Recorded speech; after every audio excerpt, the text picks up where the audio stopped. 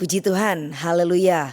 Salam sejahtera buat kita semua yang telah ada pada malam hari ini untuk dapat kita mengikuti atau menyaksikan tayangan program Renungan Rohani Sosyanim yang menjadi panduan secara khusus buat jemaat-jemaat Tuhan ataupun setiap kita yang mendengarnya untuk kita hidup dalam kebenaran firman Tuhan.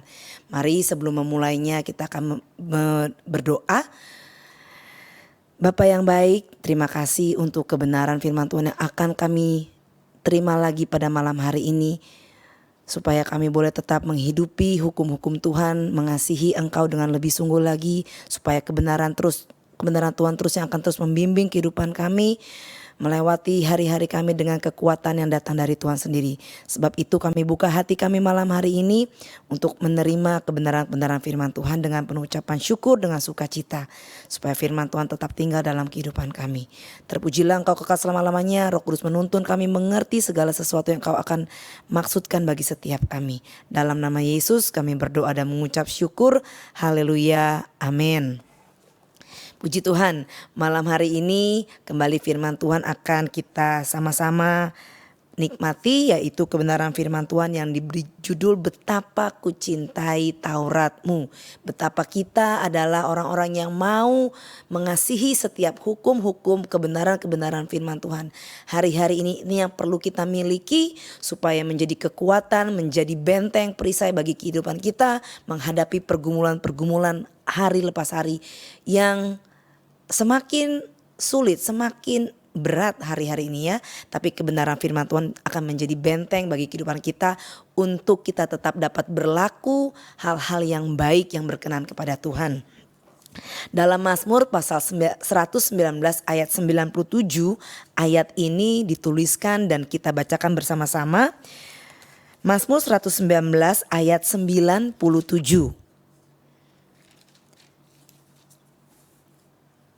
Dalam Mazmur ini dikatakan, betapa kucintai Taurat-Mu, aku merenungkannya sepanjang hari. Haleluya, betapa kucintai Taurat-Mu, aku merenungkannya sepanjang hari. Ya, karena kita mengasihi, kita memerlukan, kita sungguh-sungguh merindukan hukum-hukum Tuhan. Apa yang Tuhan katakan, apa yang Tuhan akan sampaikan, ketetapan-ketetapan, titah-titah, peraturan-peraturan Tuhan. Inilah yang menjadi kesukaan. Secara khusus hal ini ditulis oleh Daud ya, dalam Mazmurnya ini, dan Mazmur 119 merupakan salah satu Mazmur atau bagian dari Alkitab pasal yang terpanjang. Ada 176 ayat ya di dalam Mazmur 119 ini, sehingga menjadikan pasal ini adalah pasal terpanjang dari Alkitab kita. Dan di dalam begitu banyaknya ayat-ayat di dalam Mazmur ini, ada satu bagian yang terus-menerus diungkapkan tentang kecintaan kepada hukum-hukum Tuhan, peraturan-peraturan Tuhan, ketetapan-ketetapan Tuhan, titah-titah Tuhan. Mari kita coba merenungkan, mempelajari atau melihat bagian ini dari ayat yang pertama. Kita tidak akan membacanya sampai 176 ayat, namun begitu kita melihat dari ayat-ayat yang pertama dan betapa panjangnya ayat-ayat dari Mazmur 119 ini menuliskan perkataan-perkataan tentang hukum Tuhan. Di situ saya merasakan betapa pribadi Daud sebagai penulisnya sungguh-sungguh dia menyatakan betapa Taurat Tuhan adalah satu bagian yang penting sekali. Mari kita mulai membacanya dari ayat yang pertama. Saya akan berhenti di ayat yang ke-16. Sebenarnya tidak bisa berhenti gitu ya, tapi satu bagian yang luar biasa.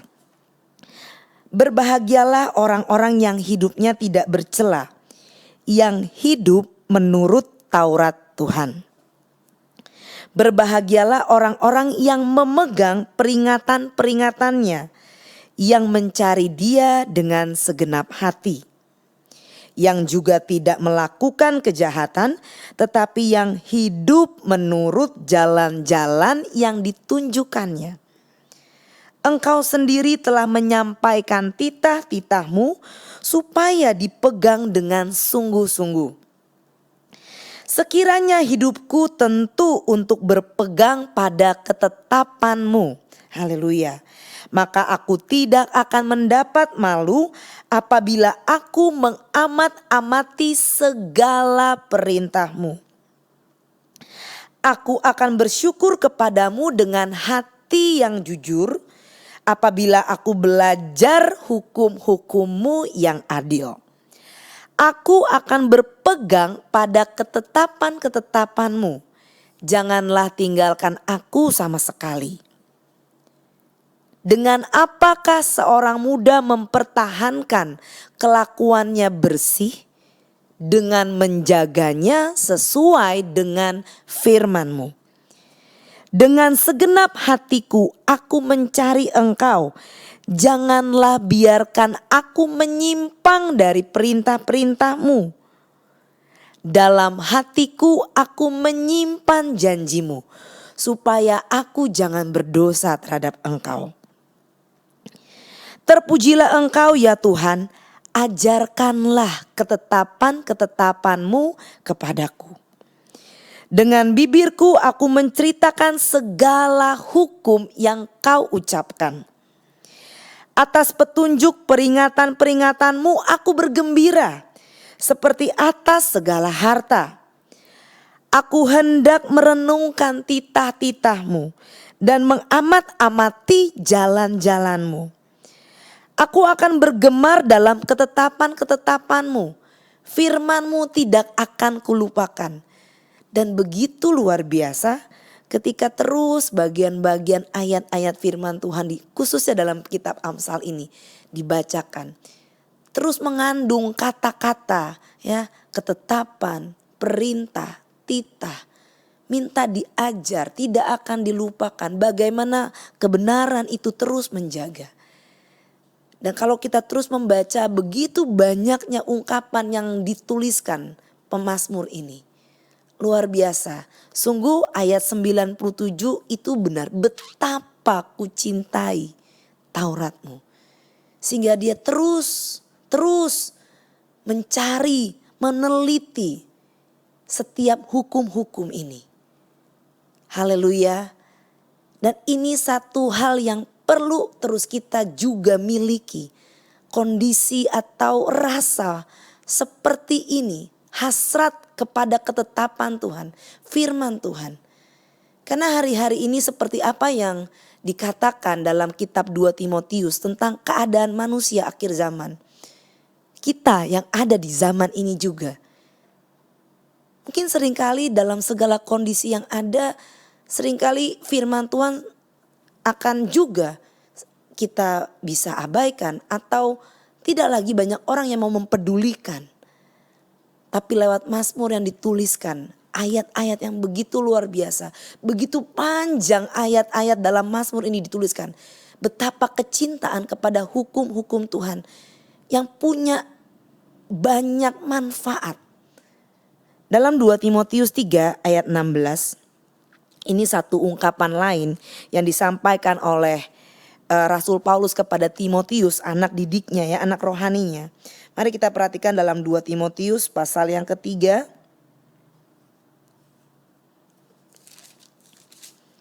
Ayatnya yang ke-14, mulai dari ayat yang ke-14. Ini perkataan dari Paulus kepada Timotius tentang iman yang bertumbuh dalam penganiayaan dan dalam pembacaan kitab suci. Tetapi hendaklah engkau tetap berpegang pada kebenaran yang telah engkau terima. Dan engkau yakini dengan selalu mengingat orang yang telah mengajarkannya kepadamu.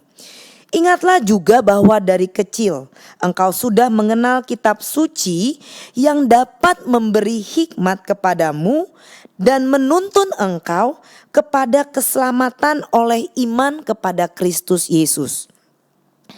Ayat yang ke-16 dikatakan segala tulisan yang diilhamkan Allah memang bermanfaat untuk mengajar, untuk menyatakan kesalahan, untuk memperbaiki kelakuan dan untuk mendidik orang dalam kebenaran. Ayat yang ke-17, dengan demikian tiap-tiap manusia kepunyaan Allah diperlengkapi untuk setiap perbuatan baik. Haleluya. Sebagai orang percaya, kita bersyukur kita diperlengkapi.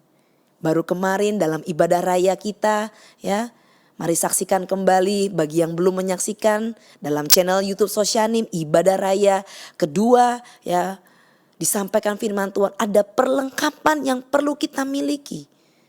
Perangkat yang dapat memperlengkapi orang-orang percaya. Salah satunya ayat 17 tadi katakan, dengan demikian tiap-tiap manusia kepunyaan Allah diperlengkapi untuk setiap perbuatan baik. Kehidupan kita diperlengkapi dengan hikmat, dengan kebenaran. Amin. Itu yang membuat kita dapat terus melangkah menghadapi arus yang kuat dari dunia ini. Sehingga kita tidak hanyut di bawah arus. Kita dapat tetap mengerjakan keselamatan yang Tuhan sudah siapkan. Yang Tuhan sudah sediakan. Kita mampu tetap mengerjakan dengan sungguh-sungguh. Kita diperlengkapi untuk perbuatan-perbuatan baik yang akan berkenan di hadapan Tuhan. Bertekun dalam kebenaran-kebenaran firman Tuhan. Menyukai. Ya, telinga kita tidak berat mendengar. Ketika firman Tuhan, segala tulisan ini, kebenaran firman Tuhan ini yang kita hidupi. Tuhan Yesus berkata pada saat dia menghadapi pencobaan di padang gurun. Tuhan Yesus sendiri berkata, manusia tidak hidup dari makanan jasmani, roti saja. Tetapi dari setiap perkataan yang keluar dari mulut Allah. Dari firman-firman Tuhan. Ini sebabnya betapa kita perlu memiliki rasa kecintaan kepada Taurat Tuhan, firman Tuhan, kebenaran-kebenaran. Dengan apa seorang muda menjaga kelakuannya tetap bersih. Dengan segala sesuatu dari kebenaran firman Tuhan. Ini kebenaran-kebenaran firman-firman yang perlu kita teliti. Yakobus katakan kita berbahagia ketika kita meneliti. Bukan sekedar membaca atau dengan rutin, tapi kita diajak untuk mencintai, minta Tuhan ajarkan kita sampai kita sanggup menghidupi, menyimpan dalam hati kita, menghidupi setiap kebenaran firman Tuhan. Waktu firman Tuhan mengajar kita, bahkan ketika dinyatakan kesalahan. Karena firman menjadi cerminan untuk kita. Kita mampu melihat, dibukakan mata rohani kita untuk melihat, oh udah beda track, kembali. Dinyatakan kesalahannya untuk diperbaiki dan untuk dididik. Saya juga malam hari ini mencatat ya, satu hal yang sangat berbeda ketika orang menikmati kebenaran firman Tuhan atau merespon firman Tuhan. Saya mencatat dua kisah yang berbeda dari sekian banyak mungkin yang dapat kita pelajari. Malam hari ini saya angkat dua tokoh. Yang pertama dalam 2 Samuel pasal 12. Dalam 2 Samuel pasal 12 ayat yang pertama. Kisah dalam 2 Samuel ini menceritakan tentang ketika Nathan memperingatkan Daud sehingga Daud menyesal. Ayat yang pertama saya bacakan, Tuhan mengutus Nathan kepada Daud. Ia datang kepada Daud dan berkata kepadanya, ada 2 orang dalam suatu kota, yang seorang kaya dan yang lain miskin, dan seterusnya. Ya, saya tidak lanjutkan, ini ketika Nathan memperingatkan Daud. Namun saya mau ambil dalam ayatnya yang ke-13, kita langsung loncat. Kita dapat membaca kisah ini sendiri. Namun ayat ke-13 Daud berkata, lalu berkatalah Daud kepada Nathan, aku sudah berdosa kepada Tuhan. Dan Nathan berkata kepada Daud, Tuhan telah menjauhkan dosamu itu, engkau tidak akan mati. Saya bersyukur ketika melihat sikap Daud, seorang raja yang begitu dengan rendah hati ketika firman atau pernyataan kesalahan yang disampaikan oleh hamba Tuhan, dalam hal ini Nabi Nathan, datang kepada Daud untuk memperingatkan dia dengan segala hal-hal yang berkesalahan. namun sikapnya langsung kita rekap ya di ayat yang ke-13, dia rendah hati. Dia katakan, aku sudah berdosa. Kemudian dia terima segala apa yang ditetapkan dalam hukum-hukumnya. Dia terima dengan lemah lembut segala apa yang firman itu sampaikan. Mungkin ada hukuman, mungkin ada pernyataan-pernyataan yang harus dialami sebagai konsekuensi dari kesalahan yang dia lakukan. Namun dengan rendah hati dia hidupi. Dan dia beroleh perkenanan Tuhan. Namun ada satu contoh lagi di dalam Yeremia pasal 36. Satu respon yang bertolak belakang sekali dengan Raja Yoyakim. Ya, dalam kesombongannya apa yang dia lakukan waktu firman Tuhan datang. Satu hal yang mengerikan, satu hal yang begitu bukan menjadi contoh yang baik ya. Namun ayat ini ditulis sebagai satu pelajaran buat kita. Yeremia pasal 36. Saya teringat dengan kisah ini, respon yang luar biasa mengerikan. Ayatnya yang ke-22 dan sampai ayat yang ke-24. Seperti biasa kisah ini dapat kita baca, renungkan sendiri. Namun saya lengkap langsung di ayat 22 dan sampai ke-24. Waktu itu adalah bulan yang ke-9 dan raja sedang duduk di balai musim dingin. Sementara di depannya api menyala di perapian. Setiap kali apabila Yehudi selesai membacakan 3-4 lajur, maka raja mengoyak-ngoyakannya dengan pisau raut, lalu dilemparkannya ke dalam api di perapian itu sampai seluruh gulungan itu habis dimakan api yang di perapian itu. Baik raja maupun para pegawainya yang mendengarkan segala perkataan ini, seorang pun tidak terkejut dan tidak mengoyakkan pakaiannya. Ayat yang ke-25, Elnatan, Delaya dan Gemaria memang mendesak raja supaya jangan membakar gulungan itu, tetapi raja tidak mendengarkan mereka. Bahkan raja memerintahkan pangeran Yerahmeel, Seraya bin Azriel dan Selemia bin Abdeel untuk menangkap juru tulis Baruk dan Nabi Yeremia. Tetapi Tuhan menyembunyikan mereka. Wah, satu sikap yang mengerikan. Bahkan ketika firman datang untuk memberi kesempatan. Kalau kita baca di ayat-ayat yang pertama ya, bahwa firman Tuhan itu dituliskan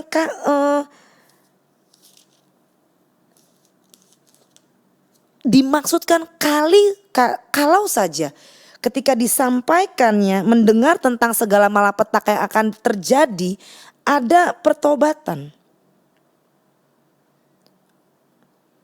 Maksudnya disampaikan firman supaya ada pertobatan. Namun apa yang terjadi? Ini yang terjadi. Justru dikoyak-koyakannya, dibakar. Haleluya. Dari kedua orang atau hal-hal yang sudah kita lihat pada malam hari ini, pada kesempatan ini, biarlah kita belajar. Firman Tuhan adalah sesuatu yang luar biasa. Di dalam Mazmur 19 ayat 105 ayat yang terkenal, bahkan di dalam pujian dikatakan firman itu adalah pelita bagi kaki kita, terang bagi jalan kita.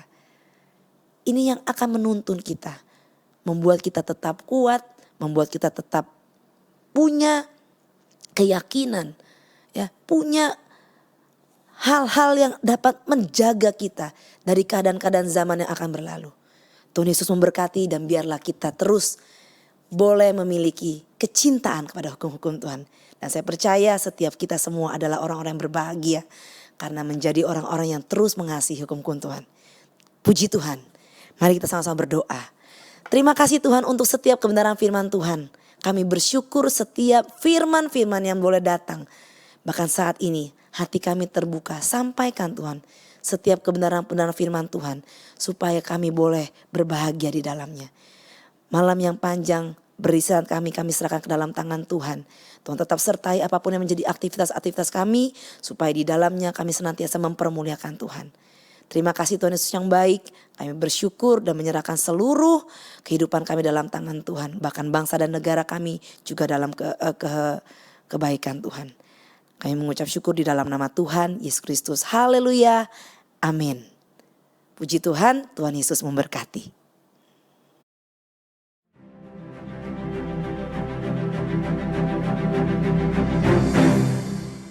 Gerejaku adalah rumahku.